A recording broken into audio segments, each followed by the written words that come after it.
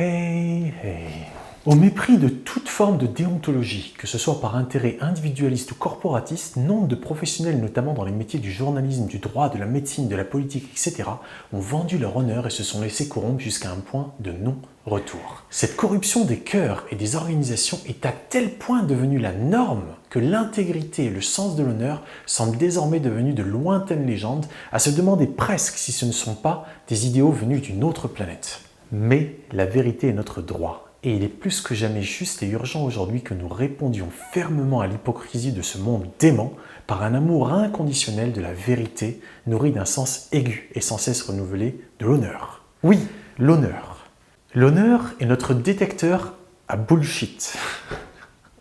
Alors posons-nous quelques questions pour y voir plus clair dans l'enfumage. Est-il honorable, par exemple, que l'envergure de certains intérêts politico-financiers l'emporte sur la vie elle-même, qui a une valeur pourtant inestimable? On ne peut guère ramener une vie une fois qu'elle a été ôtée. Idem, est-il honorable que quelques familles ou sociétés ultra-puissantes, telles que la Bilderberg, la Société Fabienne ou encore le Club de Rome et tant d'autres, puissent dicter leur ligne de conduite à des pseudo-responsables politiques réputés être élus démocratiquement par un peuple qu'ils sont censés servir? Ou encore, est-il honorable que des croyances sectaires, satanistes, messianistes soient maintenues cachées des yeux profanes et que par le mensonge, leurs puissants adeptes et leurs sous-fifres imposent leur doctrine secrète au monde entier pour en bouleverser la marche? Est-ce bien honorable que ce genre d'attitude de la part des puissants de ce monde? Et enfin et surtout, est-ce honorable pour nous, les réputés inutiles, que nous les regardions faire sans riposter? Je doute qu'aucun d'entre vous qui regardez cette vidéo en ce moment ait répondu par l'affirmative à l'une des questions précédentes, n'est-ce pas?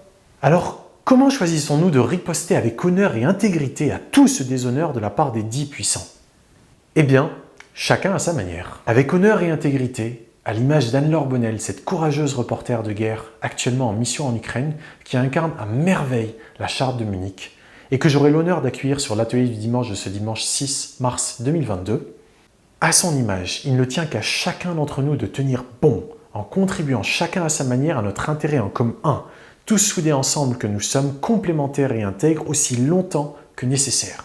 Alors certes, la mafia sataniste à l'œuvre a peut-être aujourd'hui un ascendant, ils ont un pouvoir démesuré de toute évidence sur la matière, mais l'esprit qui anime notre humanité en commun est bien plus puissant que tous leurs artifices. Et la vérité est absolument inarrêtable. Elle finira par éclater de mille feux, terrassant sur son passage tous ceux qui se seront glorifiés aux dépens des honnêtes gens.